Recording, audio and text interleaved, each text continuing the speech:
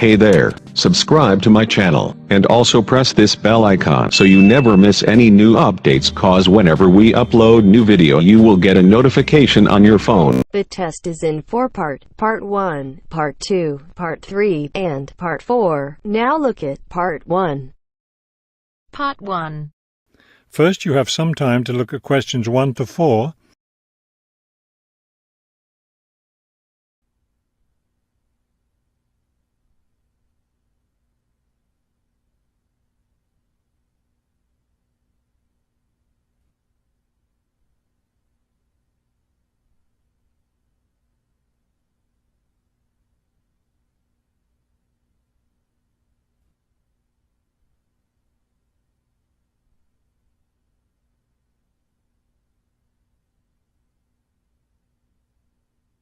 Now we shall begin.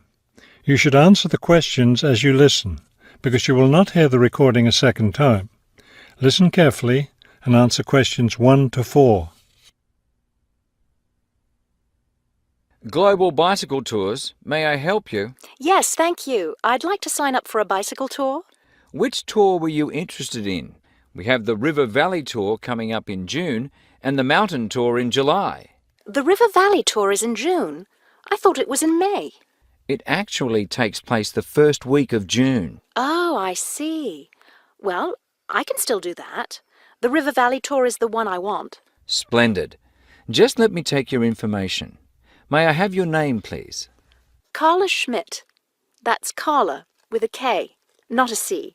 K-A-R-L-A. Thank you, Ms. Schmidt. Address? Do you need a street address, or can I give you my post office box? A post office box is fine. It's P.O. Box 257, Manchester.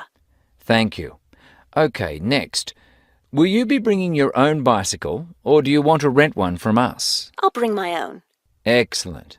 Now, we provide all the meals, so we need to know if you have any dietary restrictions. I don't think so. What do you mean? I mean, if there's any food you can't eat.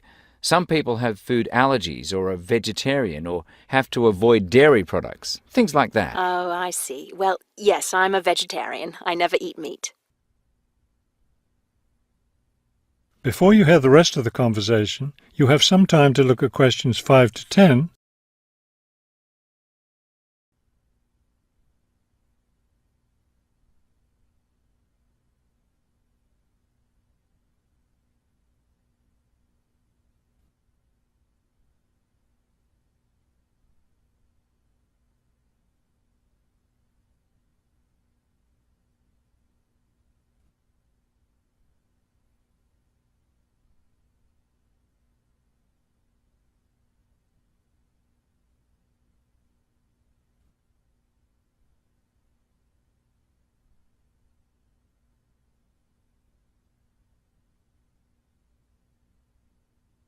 Now listen and answer questions 5 to 10.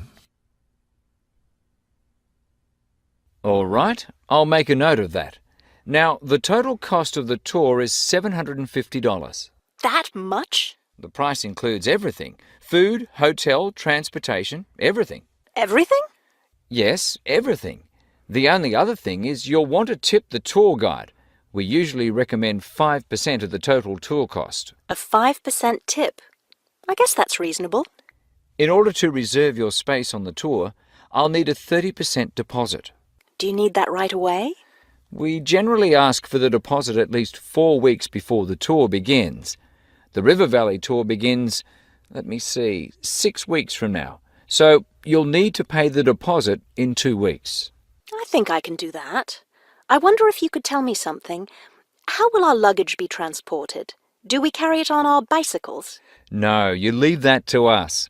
We have a van that carries your luggage from hotel to hotel each day, so you don't have to worry about it. Great. I have a luggage rack for my bike, but I guess I won't have to bring that. No, you won't. But there are a few items we recommend that you bring. We can't control the weather, so you should bring a raincoat or rain gear. Yes, that's a good idea. And I should have my own spare tire too, shouldn't I? Actually, you don't need that, as our guide always carries some. And of course, you won't need maps either, since our guide has the route all planned. What about a water bottle? I'll need that, won't I? Yes, you should definitely have a water bottle. A camera would be a good idea too, since that tour goes through some very scenic areas. I have a guidebook of that area. I wonder if I should bring it along. We don't recommend guidebooks. It would just be extra weight, and the tour guide knows a great deal about the area. Yes, I see. Is there anything else I need to know? I think we've covered the important points. I'll send you a tour brochure, and you can call again if you have any questions. Thank you very much. That is the end of part 1. You now have half a minute to check your answers.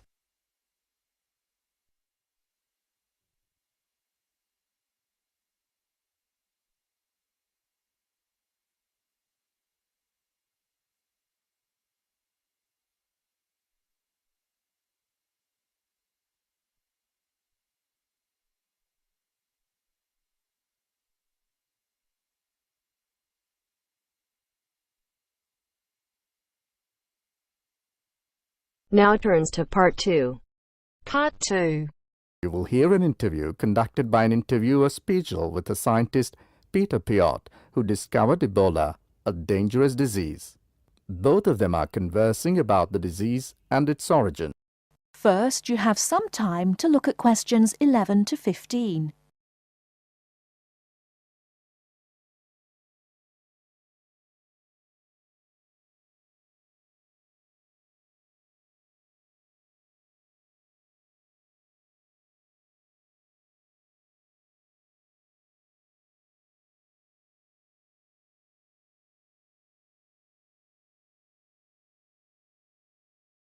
Now, listen carefully and answer questions 11 to 15.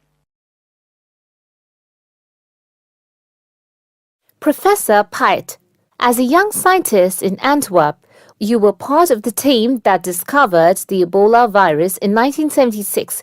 Can you tell how did it happen?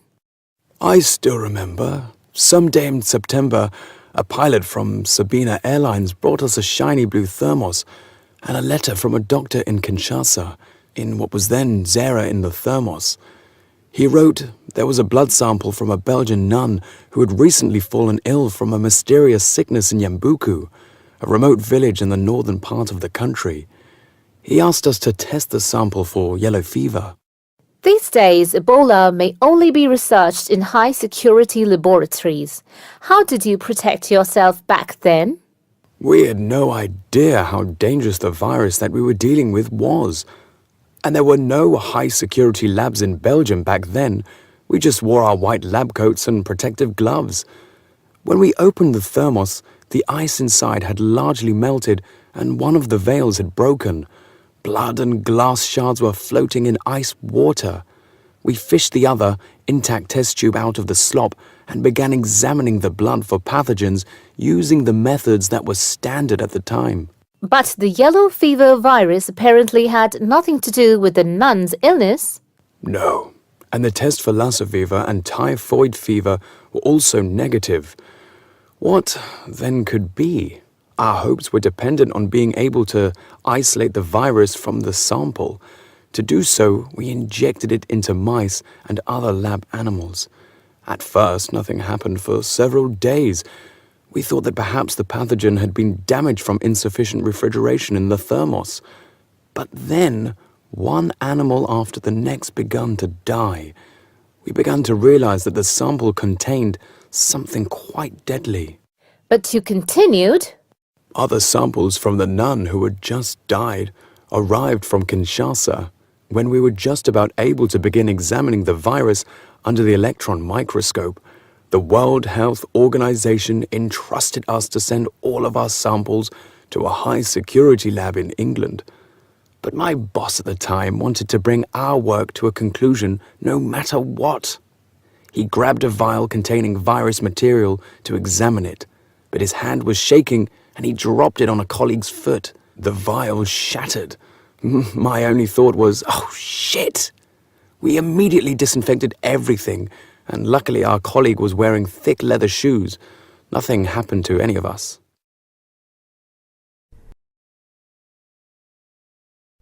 Before you hear the rest of the talk, you have some time to look at questions 16 to 20.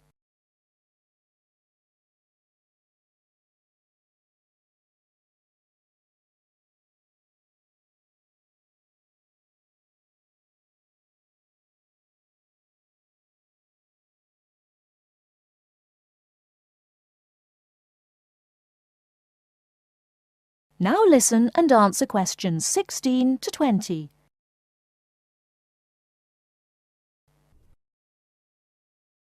We're finally able to create an image of the virus using the electron microscope. Yes, and our first thought was, what the hell is that? The virus that we'd spent so much time searching for was a very big, long, and worm-like. It had no similarities with yellow fever. Rather, it looked like the extremely dangerous Marburg virus, which, like Ebola, causes a hemorrhagic fever. In the 1960s, the virus killed several laboratory workers in Marburg, Germany. Were you afraid at that point? I knew almost nothing about the Marburg virus at the time. When I tell my students about it today, they think I must be from the Stone Age. But I actually had to go to the library and look it up in the Atlas of Virology. It was the American Center for Disease Control which determined a short time later that it wasn't the Marburg virus, but a related unknown virus. Hundreds of people had already succumbed to the virus in Yambuku and the area around it. You were also the one who gave the virus its name. Why Ebola? On that day, our team sat together till late into the night. We had a couple of drinks discussing the question. We definitely didn't want to name the new pathogen Yambuku virus because that would have stigmatized the place forever. There was a map hanging on the wall, and our American team leader suggested looking at the nearest river and giving the virus its name. It was the Ebola River. So by around 3 or 4 in the morning, we had found a name. But the map was small and inaccurate. We only learned later that the nearest river was actually a different one. But Ebola is a nice name, isn't it? That is the end of part 2. You now have half a minute to check your answers.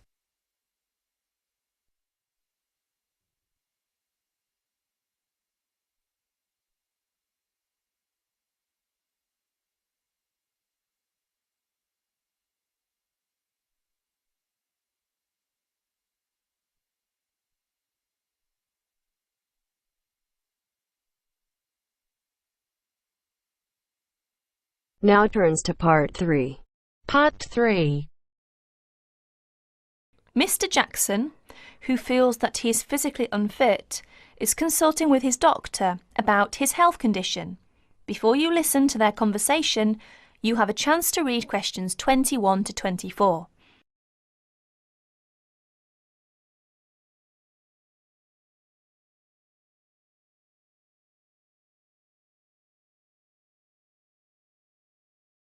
Now please listen to the recording and answer questions 21 to 24. Well, Mr. Jackson, the first and important thing I have to tell you is that there is really nothing seriously wrong with you. Physically, that is. My very thorough re-examination and the analyst's report show that basically you are very fit. Yes, very fit. So, why is it, Doctor, that I'm always so nervy, tense, ready to jump on anybody? My wife, children, colleagues. I think your condition has a lot to do with, shall we call it, way of life, habits? Way of life? Habits? Yes. Now tell me, Mr. Jackson, you smoke, don't you? Yes, I'm afraid I do, Doctor. And rather heavily, I imagine. Well, yes. I smoke, about 40, 50 a day, I suppose. You should do your best to stop, you know. Yes, I see. But, well, it won't be the first time. I've tried to give up smoking several times, but it's no good. You see, 50 a day is overdoing it, you must admit. You must cut down at least that. Ah, yes. I know that when you're feeling tense, you probably feel that a cigarette relaxes you. But in the long run, I do advise you to make a real effort to quit smoking.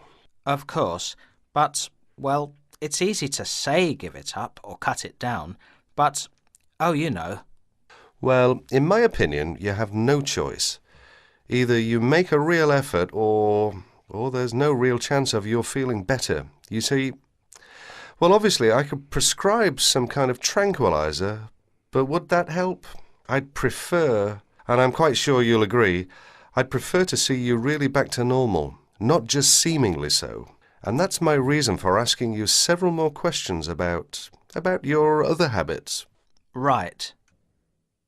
Now you have a chance to read questions 25 to 30.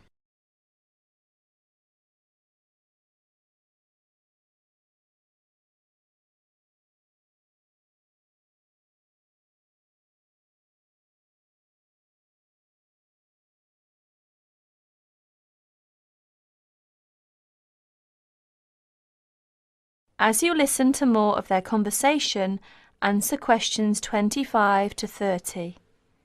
Your eating habits, for example. What do you eat normally, during a normal day? Yes, well, I'm a good eater. Yes, I'd say I'm a good eater. Now let's see.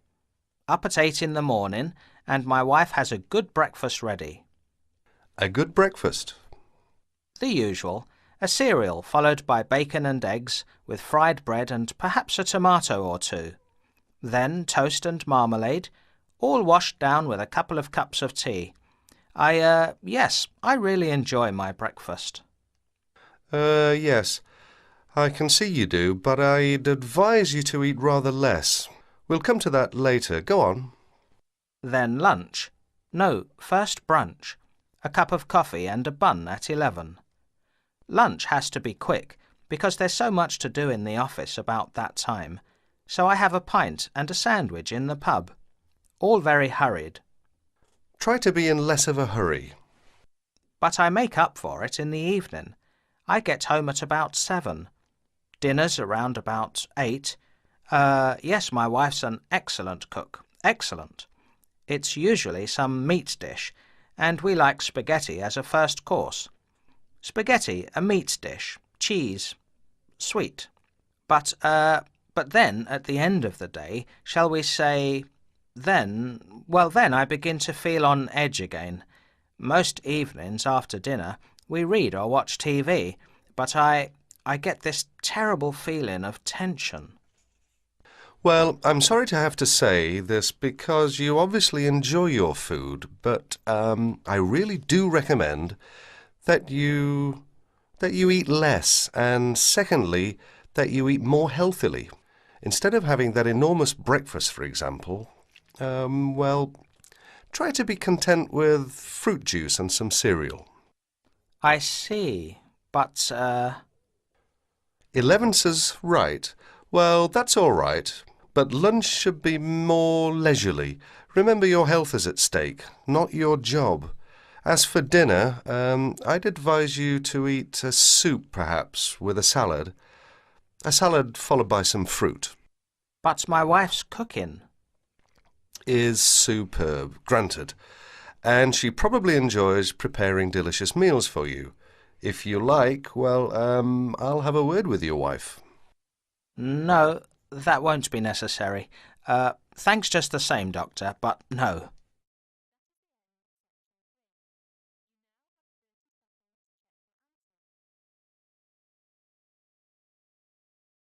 That is the end of part 3.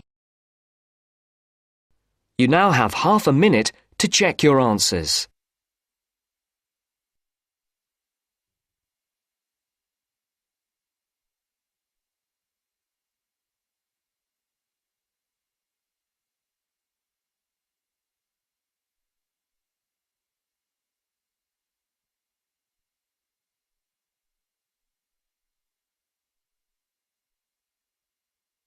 Now turns to part 4. Part 4. You're going to hear a lecture on some useful information for your travelling around Britain. Listen to the first part of the lecture and complete the notes below First, you have some time to look at questions 31 to 40.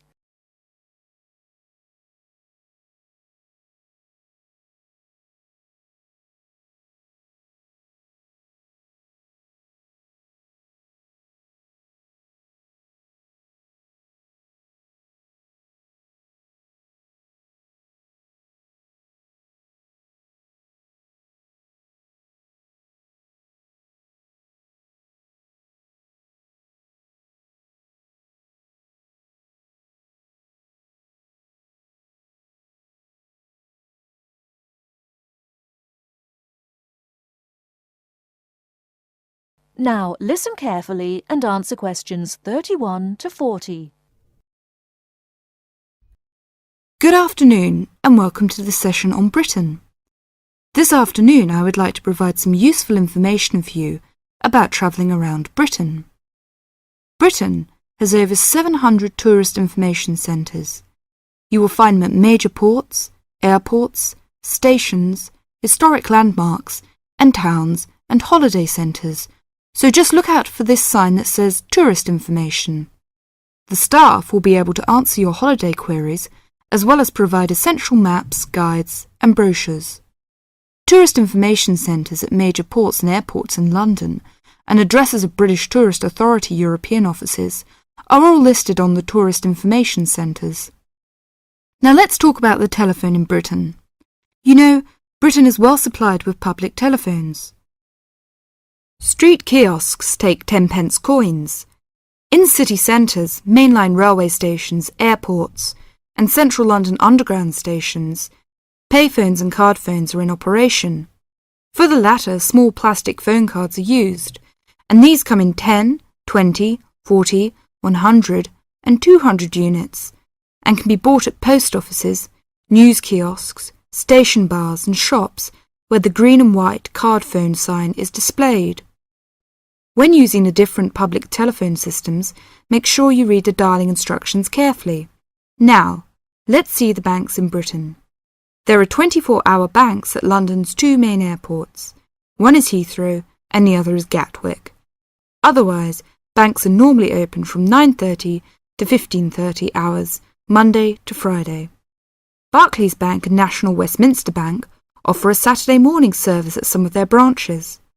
National Jaro Bank has 42 bureaux de change located in post offices throughout the country in main tourist areas. Opening hours are 9 o'clock to 17:30 weekdays, 9 o'clock to 12:30 Saturday mornings. One exception to this is the Trafalgar Square office, whose opening hours are 8 o'clock to 20 o'clock weekdays and Saturdays, and 10 o'clock to 17 o'clock on Sundays. The Bureau de Change services are available to overseas visitors. Visitors can change their money there. You can also change money at Bureau de Change, large hotels, department stores and travel agents. Be sure to check in advance the rate of exchange and the commission charged, as these vary considerably. Wherever possible, you are advised to use a bank or Bureau de Change, which conforms to the BTA Code of Conduct. In most cases, this is indicated by display of the code. That is the end of part 4. You now have half a minute to check your answers.